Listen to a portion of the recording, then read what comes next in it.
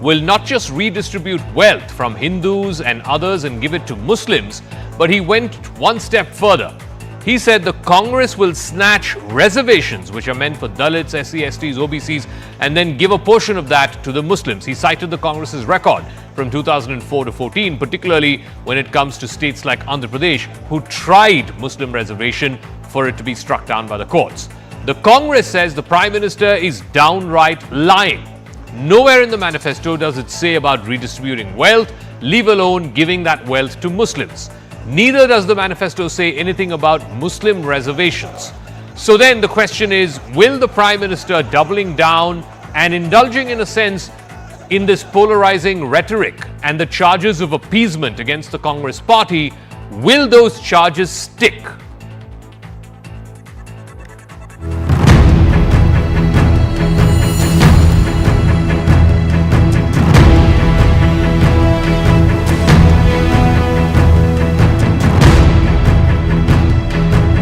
उन्होंने कहा था कि देश की संपत्ति पर पहला अधिकार मुसलमानों का है। इसका मतलब ये संपत्ति इकट्ठी करके किसको बांटेंगे? जिनके ज्यादा बच्चे हैं उनको बांटेंगे। कांग्रेस के शहजादे का कहना है ये जो संपत्ति है उनको सरकार अपने कब्जे में लेकर उसको सबको बांट देगी।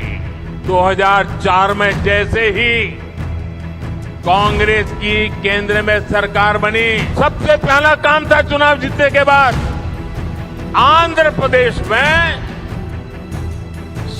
SC, ST के रिजर्वेशन में से कमी करके मुसलमानों को रिजर्वेशन देने का प्रयास। देश को हम कैसा आगे लेंगे वो इम्पोर्टेंट है।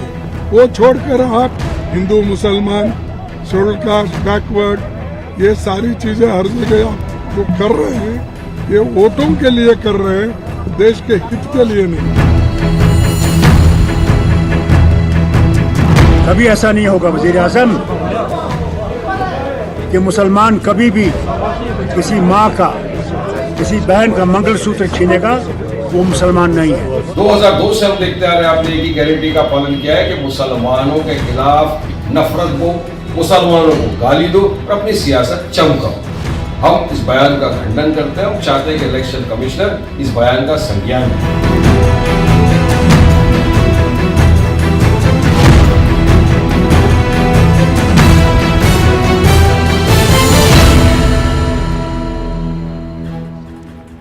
So the Prime Minister continues his offensive against the Congress on the basis of three statements from the Congress camp. First, the Congress manifesto, which calls for a nationwide socio-economic and caste census to strengthen affirmative action. The Prime Minister says it is a plot to snatch rights from one community for appeasing another community. The statement that came from Rahul Gandhi on the 6th of April 2024, right after the release of the manifesto in Hyderabad, he said that if voted to power, the India Alliance government will conduct a financial and institutional survey to find out who holds the nation's wealth. The Prime Minister says the Congress is plotting to steal the public's money for its own vote bank politics and wants to give the hard-earned money of one community to infiltrators. Then, the Manmohan Singh statement from 2006, where he said, we will have to devise innovative plans for minorities, particularly the Muslim minorities, to ensure that they are empowered to share equitably in the fruits of development. They must have the first claim on resources. The Prime Minister says the Congress launched a pilot project back in 2004, starting from the state of Andhra Pradesh, for Muslim quota, which was then rejected by the courts, adding that the Congress party's Muslim quota push was at the cost of SC, STs and OBCs. That's the contention by the Prime Minister. Nowhere in the Congress manifesto is it mentioned that there's going to be Muslim reservations or that wealth redistribution means money will be taken from the rich Hindus and given to the poor Muslims. So that's the Congress's contention. Does the appeasement charge stick? Let's now go across to Sanju Verma, National Spokesperson of the BJP, Amitabh Dubey, Spokesperson of the Congress and member of the AICC Manifesto Committee, Ratan Sharda, author and RSS researcher, Rashid Kirpai, senior journalist, joining us. Sanju Verma, let me start with you first. Where in the Congress manifesto does it say that they are going to redistribute wealth from rich people and give it to poorer sections. Where in the manifesto does it say it's going to give from rich Hindus to poor Muslims? And where in the manifesto does it say that the Congress is going to snatch away reservations from SC, ST, OBCs and give it to Muslims? You know, Zaka, let's be very clear about one thing. The Congress manifesto does not mention the word Muslim. But anybody who understands Indian politics and has an iota of common sense, and this is with no offense to none, Zaka, because we are in sensitive times and every word is being, guillotined by the other side. Let's be very clear. The Congress has said we will protect personal laws of every community. Now you tell me, the Hindu Marriage Act of 1955 is codified. The Parsi Marriage and Divorce Act of 1936 is codified. The Christian Divorce Act of 1869 and the Christian Marriage Act of 1872 is codified. So when you are talking of giving protection to personal laws, you are obviously referring to the Muslim community because the personal laws of 1937 pertaining to the Sharia Act are not codified. You do not need to be a rocket scientist to know when the Congress speaks about protecting the personal laws of minorities, they are actually referring to the Muslim community. Point number one. Point number two, if you are saying where has the Congress mentioned the word Muslim, why is the BJP getting rattled? Why is the BJP jumping the gun? By virtue of the same logic, Zaka, I want to know, when the Prime Minister gave that speech in Banswara, where did he mention the word Muslims? Can you show me if he even mentioned the word Muslim? He simply said that we do not want to give reservations or preferential benefits to a particular community जो ज़्यादा बच्चे पैदा करते हैं. Why is it that certain people have jumped the gun? One second, ma'am. 2 points of contention. Number one, you said it's about personal laws. Prime Minister did not attack the Congress manifesto for personal laws. Very clearly, he said it was about reservation, आपके मंगलसूत्र दे देंगे, आपके जेवर दे देंगे. None of that has anything to do with personal laws. And two, you asked me, where did he refer to Muslims? In the first speech that he made in Banswara, the starting sentence he said was 2006 में उनके प्रधानमंत्री मनमोहन सिंह ने बोला है कि मुसलमानों को पहली हक होना चाहिए. And then he said Congress party अगर सत्ता में आती है तो घुसपैठियों को दे देंगे, जिनके ज्यादा बच्चे हैं उनको दे देंगे. So is he dog whistling that Muslims are घुसपैठियां and that Muslims have more बच्चे? You know, Zaka, I'm glad you asked me this question because I'm not going to, shove things under the carpet. I call a spade a spade. And let me tell this for the benefit of your audience who are the biggest stakeholders in this debate. The fact of the matter is this, that the Prime Minister has called up the bluff of the Congress party and he said it in as many words. Don't forget that on the 9th of December 2006, the Prime Minister then, Manmohan Singh, started by saying that we want to empower all communities, fair and good. He said we want everyone to have an equitable share in the fruits of development, fair and well, all is kosher. But then he goes on to say that the Muslim community should have the first claim on resources. Now, if you are telling me that is not dog whistling, but Prime Minister Narendra Modi only quoting what Manmohan Singh had said way back on the 9th of December 2006 is dog whistling, then you're living in cuckoo's land. And let me tell you one thing, Zaka, whether you like it or not, I think you understand the politics of Kerala better than any of us on this panel. And you know this for a fact. There is a minorities minister in Kerala called Abdul Rahman. And there are 5 Devaswam boards in Kerala. The Guruvayur, Travancore, Malabar, Cochin and Kudal Manikyam boards. And together these 5 Devaswam boards managed more than 3,500 temples. You heard that right. More than 3,500 temples.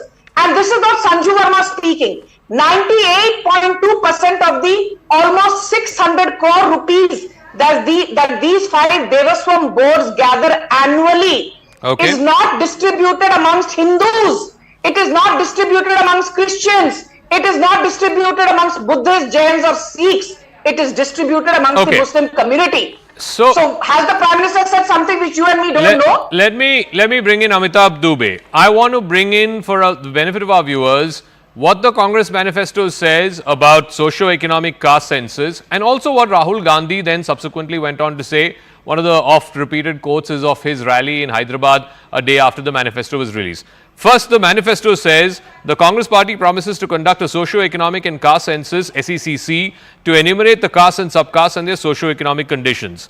The manifesto also goes on to say that the economic empowerment of minorities is a necessary step for India to realize its full potential. Also ensure that banks will provide institutional credit to minorities without discrimination. We will ensure that minorities receive their fair share of opportunities in education, healthcare, public employment, public works, contracts, skill development, etc., etc. This is what the manifesto says.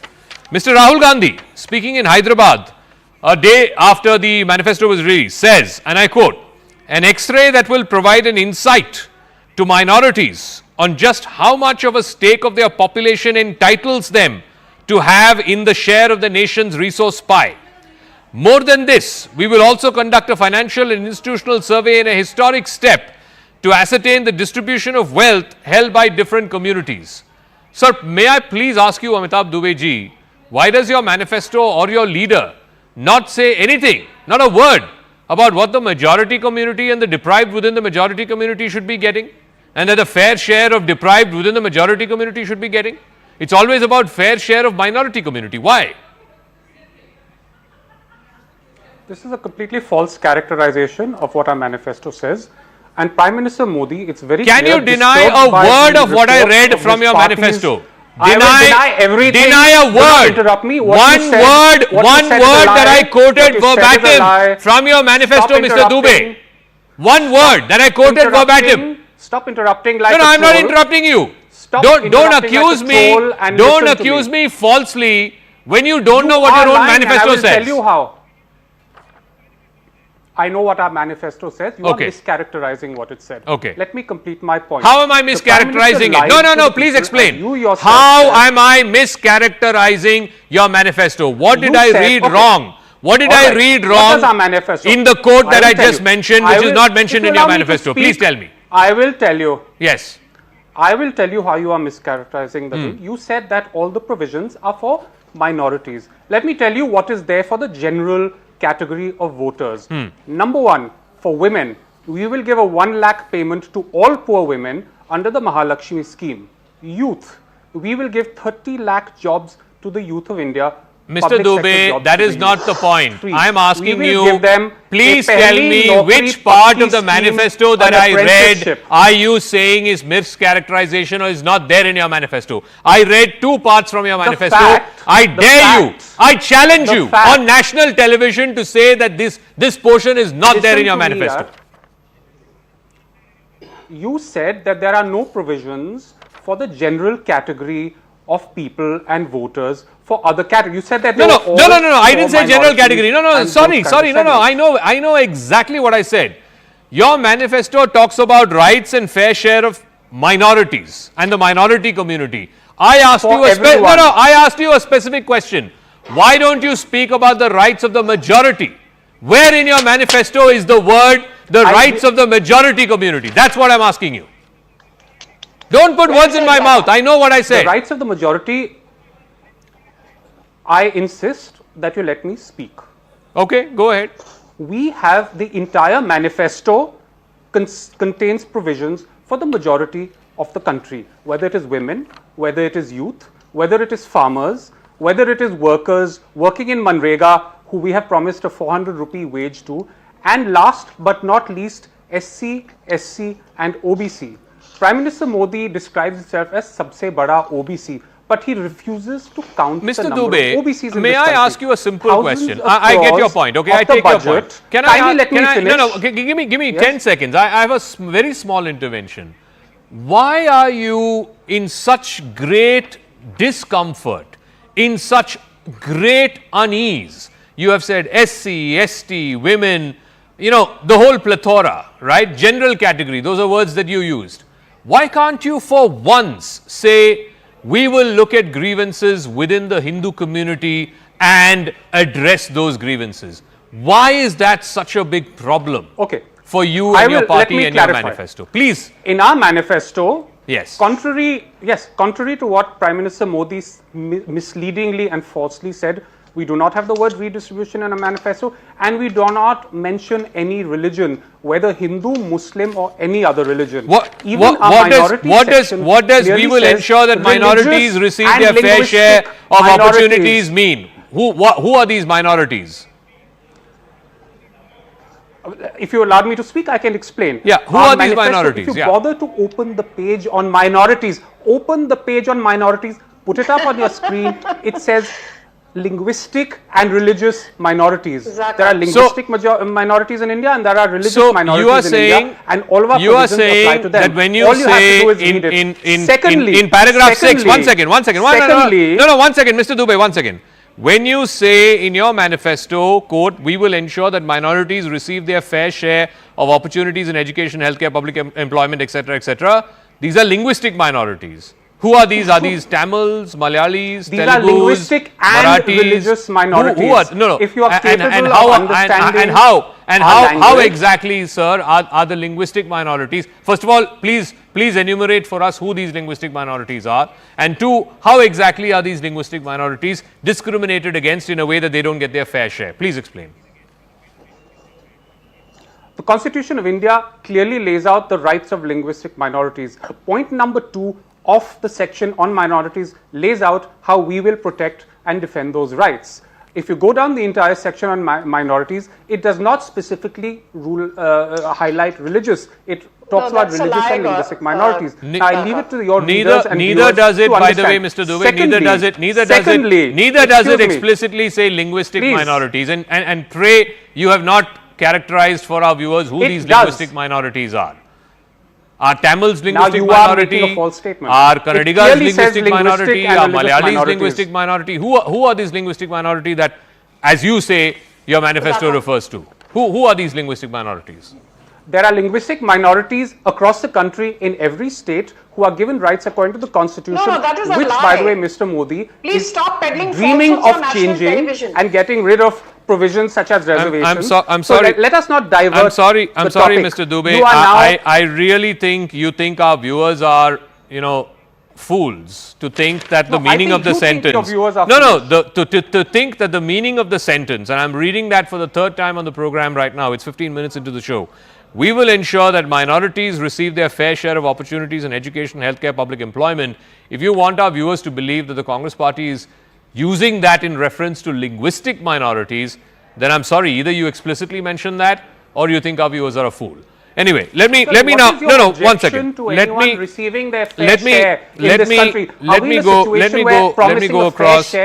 me go across to our other guests. I want to bring in Ratan Sharda. I also want to bring in Rashid Kidwai. Again, I go back to what the Congress's manifesto says. For instance, there are promises to ensure the economic empowerment of minorities, as this is a necessary step for India to realize its full potential. There's also an express promise to ensure that banks will provide institutional credit to minorities without discrimination. There is again an express promise to revive the Maulana Azad scholarships that are meant for Muslim minorities in higher educational institutions. So clearly, either I don't know English, Ratan Sharda, or Mr. Amitabh Dubey wants us to believe that these are Marathis in Tamil Nadu, Tamils in Maharashtra, Gujaratis in Bengal, and Bengalis in Kashmir. That's what he wants us to believe. Zaka, first of all, since he's a person from the manifesto panel, let me point out that in the interviews that some of the manifesto panel people talk, they had no clue how many people will take 1 lakh per month, 1 lakh per year at home. What will the cost? How many crores will be spent on those people? No statistics at all. This was all, statement of intent. No homework was done on that. They come here talk about manifesto. Now, he talked about majority, minority. What is majoritarianism, by the way, in their manifesto? Who is that majority whom they are blaming for majoritarianism? Will they clarify? And when they say that we are not talking about minority of this or that, and they break the entire majority into different castes, different sects, different groups, and they say we are. So what is it showing? It is showing they are trying to break Hindu society. So every section that we talked about, every section is a minority then. And they say BJP talks about, they say our manifesto doesn't contain this or that. But does BJP manifesto contain anything about last election? Does it anywhere say that we will demolish the constitution? No, but they have been harping on this, that BJP will, destroy the constitution. BJP will. This was the last election. They are saying this since 2019. And as far as their intention is concerned, let me remind them, in Karnataka this year, in their budget, they took away temple funds worth 445 crores in taxes, and they allocated 330 crores for so-called minority institutions. Are Hindu devotees paying money or their donation or contribution to suckle and to nurture these people? Who are they are? They are meant for their dharma. It is not being used. They said it is not first time. In 2007, Rangnath Mishra Commission under UPA said there should be special inclusion of Muslims in scheduled caste, scheduled tribe reservations. Then Sachar Committee said, which is the biggest damning evidence of failure of their secularism, that Muslims are the more backward community. Okay. Thirdly, Manmohan Singh again said that we will have Muslims. If this is not all majoritarianism versus minoritism, so when they insult the dharmic people, when they will Sanatan, when they talk of South-North divide, when they talk of Aryan-Dravid divide, Khadge had said it, remind you, that I am a Dravidi, I am not Aryan. So when they say all this is all fine. When Modi speaks in rusty language, what they put in a sophisticated English language, that becomes communal. Rashid Kidwai, today the Prime Minister took this attack one step further and he said, back in 2004, one of the first things the UPA government did, the then United State of Andhra Pradesh, was to bring in 4% quotas for Muslims. That reservation for Muslims in government jobs and education, the High Court quashed it, the Supreme Court stayed it, and then eventually it went to a 3-judge bench which said that 4% quota cannot be given on the basis of religion. They asked the state to identify backward and economically backward under the E category and gave that 4% within the 29% OBC reservation in higher educational institutions as well as in government jobs. So there's no reservation by religion which the Constitution of India explicitly disallows. The reservation that's been given, 4% for Muslims, is under or within a subcategory within OBCs in Andhra Pradesh. And the Prime Minister said on multiple occasions, the Andhra Pradesh government tried this legislatively, it came to court, the court struck it down. Again, when Kiran Kumar, first it was YSR, then Kiran Kumar Reddy, it came to court and the court struck it down. The Prime Minister is saying the Congress, if it's voted to power, will take away quotas from OBCs, SC, STs and give it to Muslims. Well, the evidence of 2004 to 14 bears them out. Not really, Zaka. Zaka, if you look at various schemes, we have a secular government, but we have a sort of communal politics, and that's the long and short of what is going on here. Facts have become casualty all along. As a child, in UP, we had a saying, "Kaua kaan le gaya," in the sense that nobody would care for facts, and this is exactly what is happening in the notes. Why is, first of all, whether it is Congress or the BJP, why is that such a fuss about some kind of concessions or some kind of affirmative action being accorded to minorities, or for that matter Muslims in particular? It has been a stated policy. You look at Minorities Commission, you look at Linguistic Commission, you look at the Hajj Council of India, you look at Aligarh Muslim University, you look at Ministry for Minorities Affairs, which is funding and supporting 600,000 madrasas. I'll repeat, 600,000 madrasas. There are thousands and thousands of scholarships that are being given, merit scholarship scheme for minorities run by Government of India. The municipalities all over the country, provide for graveyard, for all kind of community power supply. Once again, so Rashid Kidwai, Rashid Kidwai, so I have a small intervention. Which of this has Modi taken away? He's not taking it away. That is what I'm saying. So then, this is what I'm saying. So then, what is the peeve against him? Overt politicization. You see, there is an overt politicization. There is an attempt, as my friend Ratan Sharda was trying to do, to otherize minorities or Muslims in particular. Muslims they are taxpayers, they are law-abiding citizens, they pay GST, they are very much part of armed forces, everything. Okay. So there is why are we looking at a different thing? And Zaka, just to conclude from my side, see, there are government of the day has as affirmative action for various sects, and of course economic criteria is very important. So Pasmanda Muslims are getting a benefit of reservations in various governments, including Bihar and many BJP ruled states. There is a Hajj house, Hajj committee in all BJP ruled states, including Uttar Pradesh. Okay. So they are providing a lot of funding. No, Prime Minister also talked about it. Pasmanda Muslims, he said he tried to Burma. So what is it that the BJP... Commission to take that's a separate debate. That's a separate debate. Why does the BJP and why does the Prime Minister have to specifically target Muslims and minority community and say, after all, you say Sabka Saath, Sabka Vikas. Where is Sabka Saath, Sabka Vikas when you say कि इनको छीन देंगे, दे देंगे, ज़्यादा बच्चे पैदा करने वालों को दे देंगे? Where is Sabka Saath in that? Zaka, this is not relevant to your debate. I'll come to that in the just next 10 seconds. I have more Christian and Muslim friends than I have Hindu friends. I've, studied in a convent, and I don't think we've ever discussed, आप pork खाते हो या beef खाते हो, आप राम पर विश्वास करते हो या जीसस पर विश्वास करते हो या प्रोफेट मोहम्मद पर विश्वास करते हो या जय श्री राम कहते हो. Be that as it may, I'm as cosmopolitan as they come. Answering your question specifically, I've been given to believe, Zaka, and correct me if I'm wrong, the proof of the pudding is in the eating. Actions speak louder than words. And if actions indeed speak louder than words, I want to ask Rashid Kidwai, can you deny the fact, Mr. Kidwai, that 31% of PM Awas Yojana funds are allocated for minorities, especially Muslims? 33% of Ayushman Bharat funds, please, you will answer after I'm done. Thank you. 33% of Ayushman Bharat funds are allocated / disbursed to minorities, especially Muslims.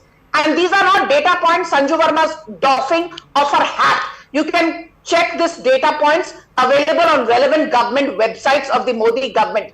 34% of PM Kisan Yojana funds are allocated / disbursed to minorities, especially Muslims. 36% of PM Ujjwala Yojana funds disbursed to minorities, especially Muslims. And 37% of Pradhan Mantri Mudra Yojana funds allocated / disbursed to minorities, especially Muslims. Last year, 4,300 Muslim women went to Hajj without a male accomplice or mehram. Prior to that also, more than 4,600 Muslim women went for Hajj without a male accomplice. 2019, the Modi government made instant triple talaq unconstitutional and illegal. This after 52 Islamic nations had already done so, and we were already 40 or 50 years late. And still people like Mr. Kidwai, who's undoubtedly very erudite but is blinded by visceral hatred for Narendra Modi, why is it that you can't believe the fact that Modi has not only talked the talk but walked the talk? 10 lakh people who get employment under the Hunar Haat program, which encourages rural handicraftsmen and artisans, are basically people belonging to the minority sector, especially Muslims. 3.4 crore Muslim young men and women were given scholarships under the first term of Narendra Modi. 5.9 crore young Muslim men and women and people belonging to the Christian, Buddhist, Jain and Sikh community have been given scholarships for higher education under the second term of Narendra Modi, and yet you call him divisive. Yet you call him a polarizing figure. You need to do the explaining. Let Rashid respond. Clearly, she's supporting and complementing the argument I had made that this is a secular government. It is doing Sabka Saath, Sabka Vikas in terms of, as far as the governance is concerned, government as per our constitution is secular. It's also socialist. That is the long and short of it. There are a lot of schemes that I was saying. Sanju Verma has given data. No, but comes what's the political point that you're making? Political. I'm saying. That is saying. The and communal polity at the time of elections. That is a concerted attempt to otherize a community so that, Zaka, we know that there is a trust deficit at the social level, at the political level. No, but Rashid, then you need to explain if as Sanju Verma, and you're not doubting her statistics, if you're accepting the statistics that she's giving in Awas Yojana, Mudra Yojana, Ujjwala Yojana, where a good number of Muslims have been beneficiaries, and this is one of the things that the Modi government says, that we don't discriminate when it comes to our Labhartis, then where is this whole othering that you're talking about? I mean, where is it coming from? They're not othering. The government is not othering. No, government, look, the political, the heads are doing it. It's very clear, Zaka, as you are rightly saying, we are a constitutional, democracy. So constitutionally, all the things that are due for citizens and citizens, whether they are Muslims, Hindus, Christians, Sikhs, Buddhists, it all been granted. But when it comes to electioneering, there is a kind of this divide that 80-20 business is going on, and that is where election commission should come in. Amitabh Dubey, so even Rashid Kidwai says constitutionally as a government, the Modi government or any other government cannot afford to discriminate against Muslims. But politically, there's this whole thing that's kept alive that, oh, Modi is anti-Muslim, and if Modi comes, he's going to snatch away everything from the Muslims and give it to the Hindus. Mr. Dubey. And that, Rashid Kidwai is saying, is a political project. Well, it's not. It doesn't bear itself in fact. What Mr. Modi's views are is very clear from his words. The fact of the matter is that our manifesto provides a solution to one of the critical problems of the Modi era, which is record inequality. In the level of inequality in India today is greater, according to statistics, than it was during the British Raj. The victims of this are Hindus, Muslims, SCs, STs, OBCs, everyone. So Mr. Modi is discriminating against everyone without discrimination. That is the reality. And when we talk about schemes like Mahalakshmi, one of your previous speakers said that we don't even have a budget for this, or we are not clear about it. Let me make it very clear. When the Modi government waives and writes off 16 lakh crore of loans, when it does a tax cut of 2 lakh crore, corporate tax cut for the biggest firms, no one has a problem. When we propose a scheme for the poorest people, the Mahalakshmi, that will also have a cost of 2.5 lakh to 3 crores based on the Modi government's own poverty statistics, suddenly it becomes a radical redistribution and so on and so forth. It is very clear that Mr. Modi's focus is on the rich, for the rich and of the rich. Okay. And this is the reality. And look, see, your leader, Mr. Gandhi said, and I quote again, an X-ray that will provide an insight to minorities on just how much of a stake their population entitles them to have in the share of the nation's resource pie. That is not what he said. This is exactly what he said. Please, like I said, I'm challenging you again. 6th of April, 2024 in Hyderabad. The words that Mr. Gandhi used, an X-ray that will provide an insight to minorities on just how much of a stake their population entitles them to have a share in the nation's resource pie. That is not what he said, and I will tell you what he said. He said SC, ST, OBC. We will do a social and economic caste census that will provide an X-ray into the level of underrepresentation and discrimination in our society. So, Varma, final words. I really have to wrap up. I only have 30 seconds, please. The Modi government promised in 2018. 30 seconds, please. 30 seconds, please. Yeah. Thank you. Zaka, the Congress talks about wealth redistribution. And I think that that's a completely horrifying concept. I do not in my lifetime want to see India turning into another Venezuela. Do I want the poor to be empowered? Yes, as a national spokesperson of BJP. Do I want marginalized communities who've had legacy issues, be it scheduled castes or scheduled tribes, to be empowered? Of course, yes. And that is what the Modi government is saying. It is saying let reservations not be done on the basis of religion, but on the basis of whether you are socially backward or educationally backward. That is precisely the reason, Zaka. 33 lakh crore, which is equal to 10.2% of India's GDP, that has been transferred via the direct benefit transfer scheme to the poor and to the marginalized sections of India's communities. All right. Various religions in the last years. I am completely out of time. Thank you very much to all our guests. Let's see how this plays out in phases 2, 3, 4, 5, whether or not this will have an impact, whether this will actually turn up the base for the BJP, because there is also that view that this is a political statement to try and up the voter turnout, which particularly in northern Indian states, Rajasthan, Uttar Pradesh, which went to polls in the first phase, there has been a significant fall in the voter turnout. So whether this will rile up the base, we'll have to wait and see. But also going to polls in the next phase is the state of Kerala, and all eyes are on that big ticket fight, the clash of the elites, if you will. The English-speaking Shashi Tharoor, man of the world, global citizen, and billionaire turned BJP politician who's now hoping to open the BJP's account in Kerala, Mr. Rajeev Chandrasekhar. My colleague Shivani Gupta caught up with both Mr. Tharoor and Mr. Chandrasekhar in what is easily the highest stakes battle in the 20 seats in the state of Kerala. That's right on the other side of this quick break.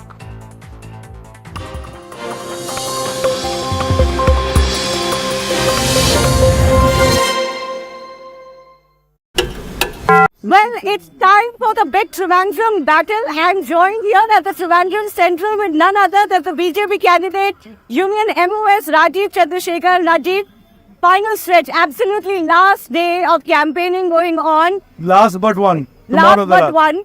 Tell me, what are the thoughts in your mind? Because this is a big prestige battle in this prestige constituency. Well, I'm not so sure the prestige battle, but it is a battle nevertheless. It's a three-way fight between the CPI and the Congress and the BJP NDA.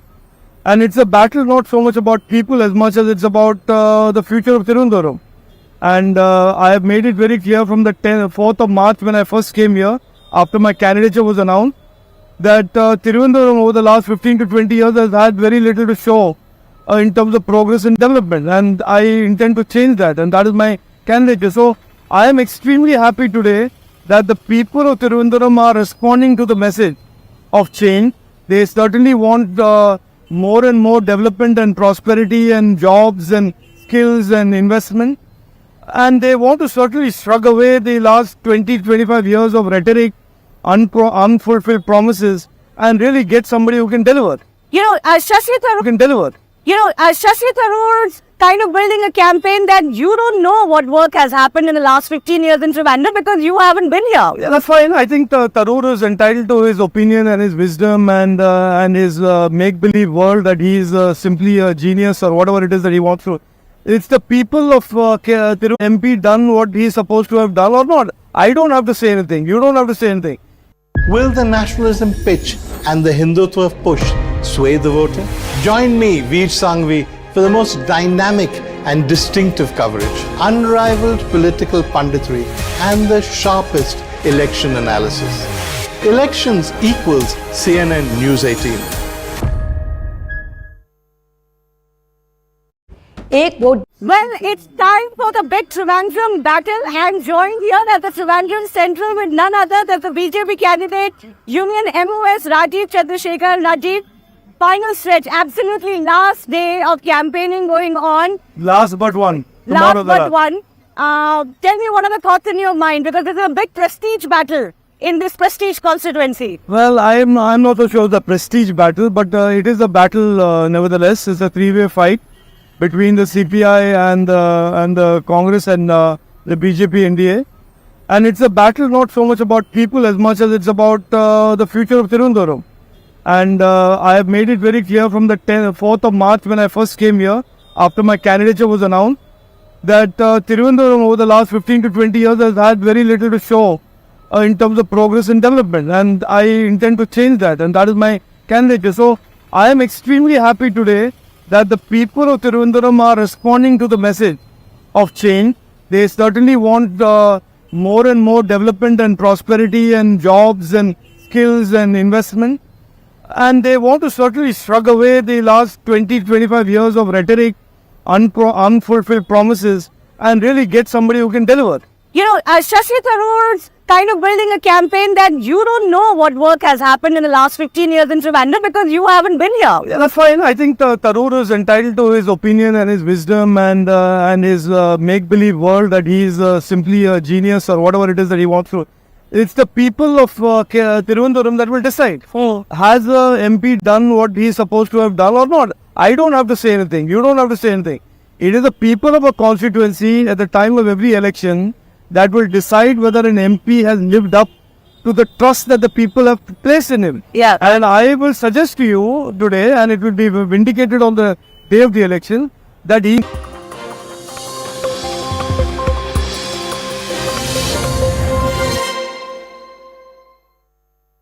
Well, it's time for the big Trivandrum battle. I'm joined here at the Trivandrum Central with none other than the BJP candidate, Union MOS Rajeev Chandrasekhar. Rajeev, final stretch, absolutely last day of campaigning going on. Last but one. Last but one. Tell me what are the thoughts in your mind, because there's a big prestige battle in this prestige constituency. Well, I'm not so sure of the prestige battle, but it is a battle nevertheless. It's a three-way fight between the CPI and the Congress and the BJP NDA. And it's a battle not so much about people as much as it's about the future of Thiruvananthapuram. And I have made it very clear from the 4th of March when I first came here, after my candidature was announced, that Thiruvananthapuram over the last 15 to 20 years has had very little to show in terms of progress and development. And I intend to change that, and that is my candidature. So I am extremely happy today that the people of Thiruvananthapuram are responding to the message of change. They certainly want more and more development and prosperity and jobs and skills and investment. And they want to certainly shrug away the last 20-25 years of rhetoric, unfulfilled promises, and really get somebody who can deliver. You know, Shashi Tharoor's kind of building a campaign that you don't know what work has happened in the last 15 years in Trivandrum because you haven't been here. Yeah, that's fine. I think Tharoor is entitled to his opinion and his wisdom and his make-believe world that he is simply a genius or whatever it is that he wants to. It's the people of Thiruvananthapuram that will decide. I am a doer. I have come here to do something, and therefore from the day one I said, Ini karyam nadakam, which means now the work will start. Stick to the fact that if you put in your 66-page document every scheme of the government of India and say, I did it, I did the national highway, then I suggest that you put Chandrayaan also in it, you put INS Vikrant also in it, because that is all done by Prime Minister Narendra Modi. Interesting you mentioned Karl Marx and Rahul Gandhi in the same breath. Yeah. Because the biggest thing being talked about of the Congress manifesto today is wealth redistribution. It shows you and it proves without any ambiguity that the CPM and the Congress are two sides of the same coin, both politically and ideologically. In the year 2024, we are living in a world where the youth want opportunities, they want entrepreneurship, they want to create startups, they are going to contribute to global economy, they are going to contribute to the future of the world of innovation. Can you imagine somebody talking about redistribution of wealth? That concept went out of fashion after Stalin died and after USSR was split and was buried Karl Marx's ideology. China doesn't do it anymore. Now Rahul Gandhi wants to bring redistribution of wealth. My suggestion is strongly the following. After these elections, like that Swamiji who went and found a country called Kailasa, independent country, Rahul Gandhi should discover an island. He should make all of these redistribution of wealth policies there. Take Shashi Tharoor and make him foreign minister, and there will be global citizen and redistribution of wealth in one same island. They do say that we have not said redistribution. This is what you are reading into it. We want to distribute India's resources equally, especially amongst the lower classes or the marginalized and the weak. And the BJP, look, the Congress, when caught in its duplicity, lies, will always now try and spin itself out of the problem. Oh, we did not say redistribution. We did not use the word we used the word distribution. They say we haven't talked about Muslims either. No, I'm talking about redistribution of it. I'm not getting into the religious aspect of it. We are talking about redistribution. The reason there is a suspicion is because they are the ones under Prime Minister Narendra Modi who created the issue of redistribution of the national resources. Today's India is about people being given the opportunity to succeed through skills, through education, through credit, through capital. And those who work hard should succeed more. Those who need help should get help.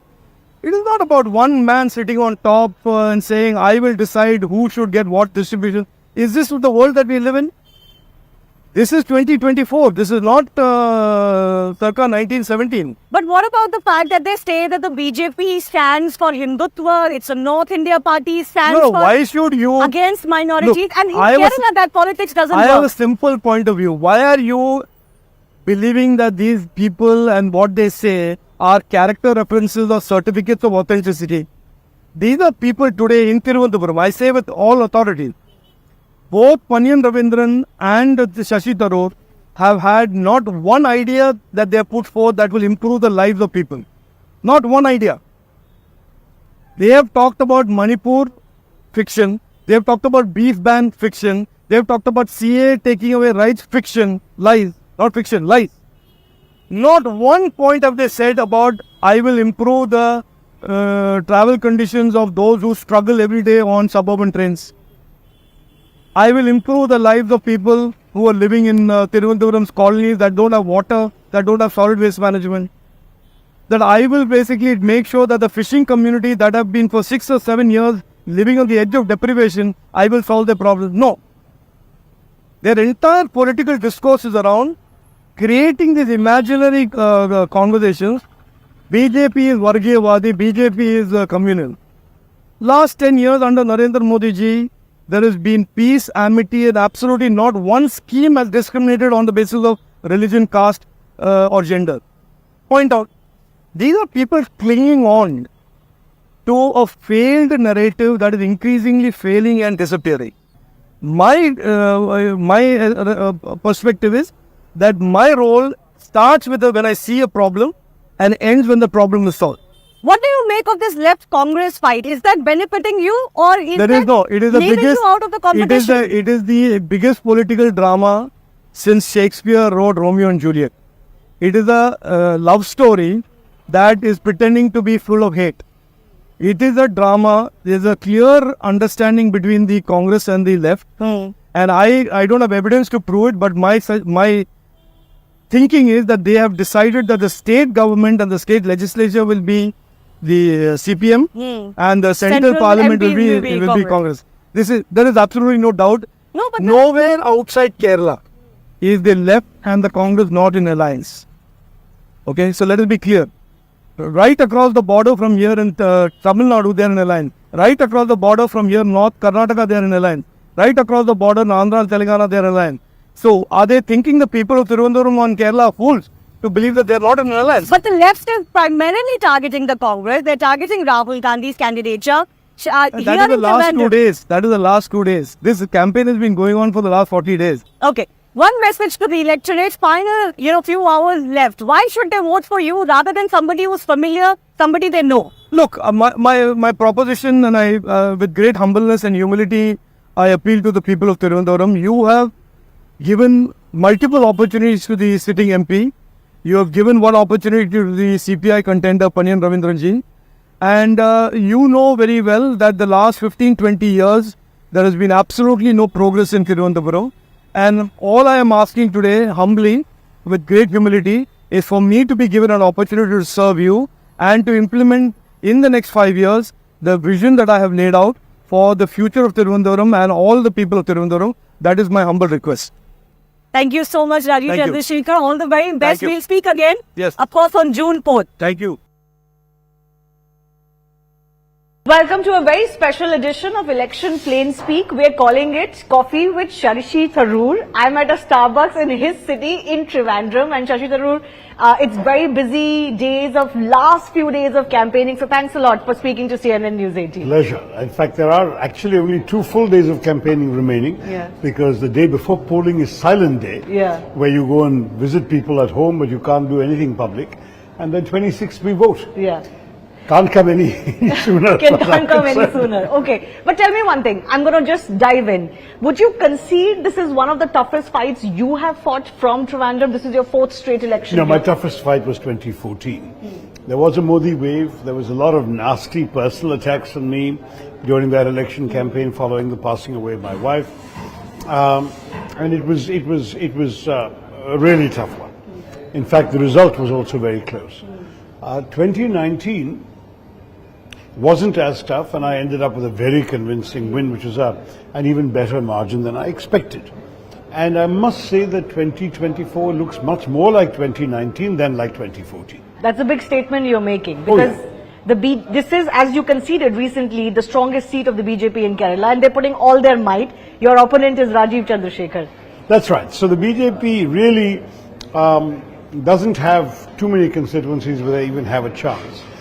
Thiruvananthapuram is the only constituency where they've come second twice in a row. And therefore, obviously, they hope that they can turn that second into a better result at some point.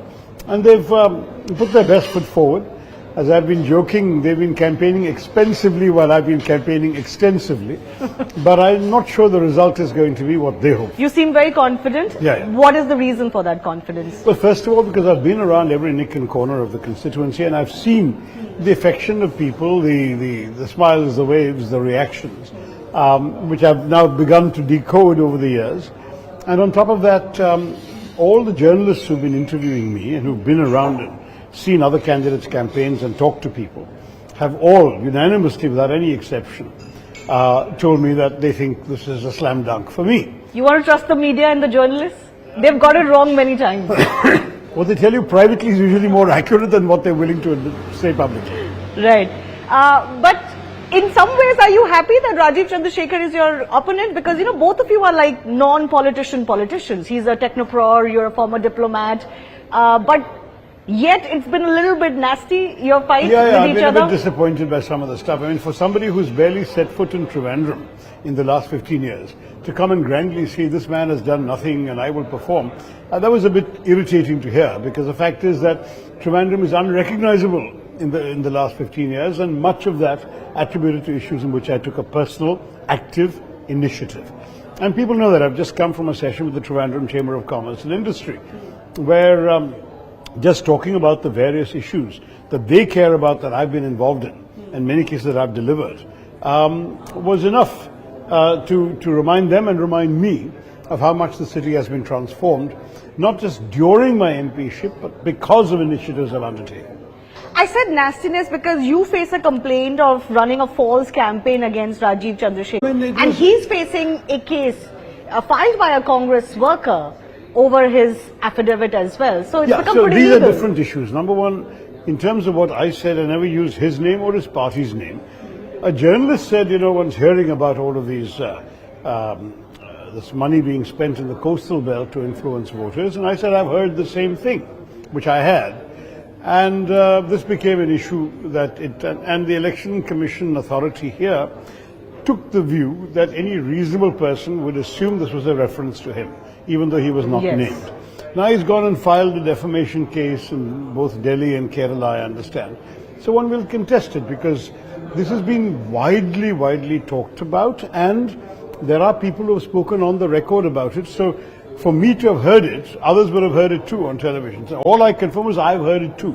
I particularly said no one has said it to me directly. No one has tried to give me any money to vote for BJP. But I've heard it too, is all I said. And that's suddenly become my false campaign. It was not a campaign, it was an answer to a media question in one interview, never said it before or since. And one can produce the tapes of people who've said this on TV in Malayalam and in other places, in press conferences and so on. So as far as I'm concerned, I'm somebody who's always respected the law, always respected the standards of civilized politics, and I'm very happy to defend any case that may come before the courts. I was speaking to a BJP leader and they said Trivandrum doesn't need a good debater. It needs a good doer. And maybe the BJP's calling card is that they would be in government because according to them, they're losing this election. They're losing. So they're not going to be according to them, they're coming back for a third term of Narendra Modi, and it's better to have a BJP MP from Trivandrum. Don't you think that would be an interesting That is the argument they're making. That if you vote for Tharoor, you get an opposition person who can speak well. If you vote for our guy, he's going to be a minister. The sad truth is, number one, that they're not going to get the government. Already the mahal that has started after the first round of voting shows that they're collapsing, even in the Hindi belt, which is fascinating to watch. But apart from that, what is an MP's job? An MP has no executive authority. An MP's job is to actually deliver through his influence, through his oratory, through his conversations with both sets of governments in centre and state, and through his personal influence and connections. I happened to, by sheer fluke, meet Gautam Adani in a line and a queue to board a flight. And that's how I persuaded him to bid for the Vizhinjam port. Now people assume it's a BJP deal because Adani is BJP. BJP was nowhere in the picture. It was the Congress government in the power here, Congress government in part of the centre, and me as the MP from here speaking to Mr. Adani. Listen, that's one example. Second, there's a UAE consulate here. It had nothing to do with either the central government of the Congress or of the BJP. I happen to know the UAE foreign minister rather well, and I persuaded him that with Kerala coming in such large numbers to the UAE, it was unfair, and they had to go to other states to get visas. And then when he said, okay, in principle, I agree, there was immediately a lobby from Kochi saying it had to go there. I went to him and said, look, sorry, this is my request, my idea, it should be in my constituency. And he granted it. So, I mean, I know what I've been able to do for this place. There's a Passport Seva Kendra in a rural area in Near because I knew, I had heard from people they were taking 2 hours by bus to come and stand in a day-long queue for basic passport services. I got that done for them. I brought in 11 central institutions when I was a minister, so I know what a minister can do. But that also depends on your ability to influence other ministries. I would love to see what this gentleman has done in 18 years as an MP for Karnataka. People from Karnataka come here and say that he's done nothing. So I don't know where the performance record comes from.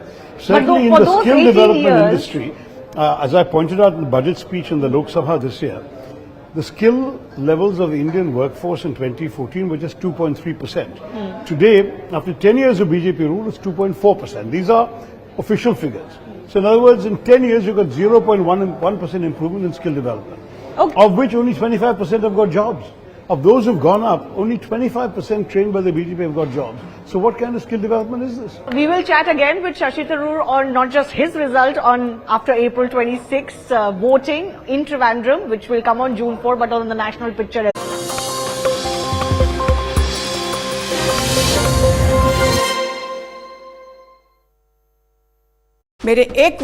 Well, it's time for the big Trivandrum battle. I'm joined here at the Trivandrum Central with none other than the BJP candidate, Union MOS Rajeev Chandrasekhar. Rajeev, final stretch, absolutely last day of campaigning going on. Last but one. Last but one. Tell me, what are the thoughts in your mind? Because there's a big prestige battle in this prestige constituency. Well, I'm not so sure the prestige battle, but it is a battle nevertheless. It's a three-way fight between the CPI and the Congress and the BJP NDA. And it's a battle not so much about people as much as it's about the future of Thiruvananthapuram.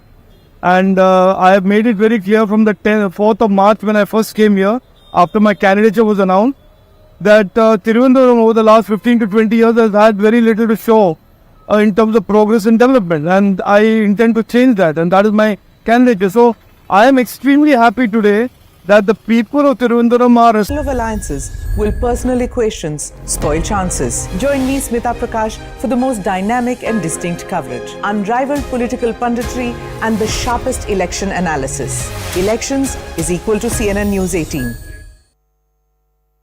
Well, it's time for the big Trivandrum battle. I'm joined here at the Trivandrum Central with none other than the BJP candidate, Union MOS Rajeev Chandrasekhar. Rajeev, final stretch, absolutely last day of campaigning going on. Last but one. Last but one. Tell me, what are the thoughts in your mind? Because there's a big prestige battle in this prestige constituency. Well, I'm not so sure the prestige battle, but it is a battle nevertheless. It's a three-way fight between the CPI and the Congress and the BJP NDA.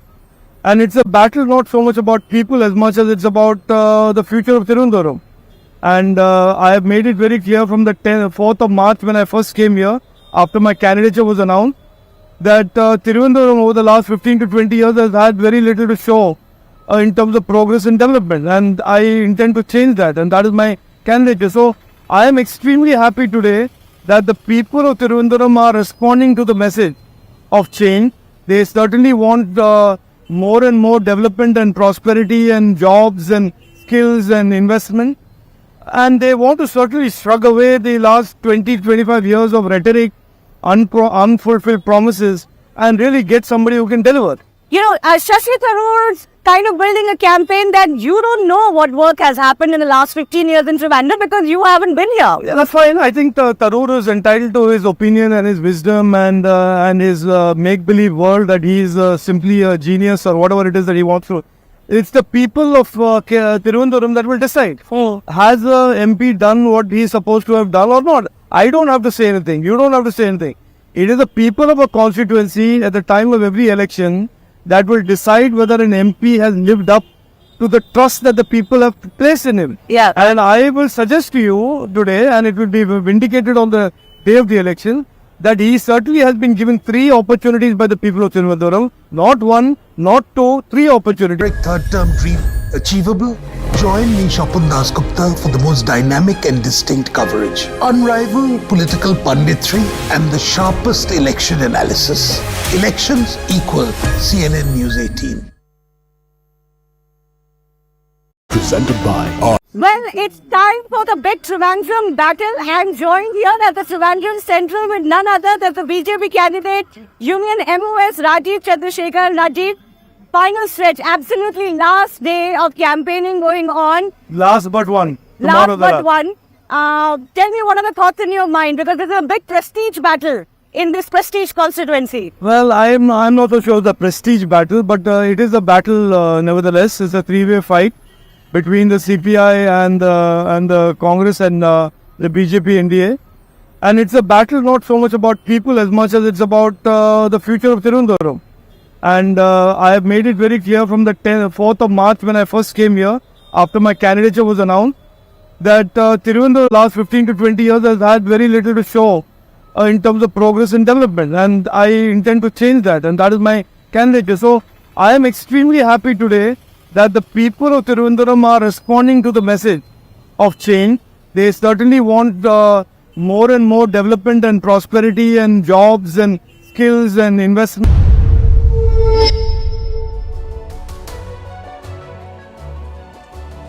Hello, Namaskar. This is First Post and you're watching Vantage with me, Palki Sharma.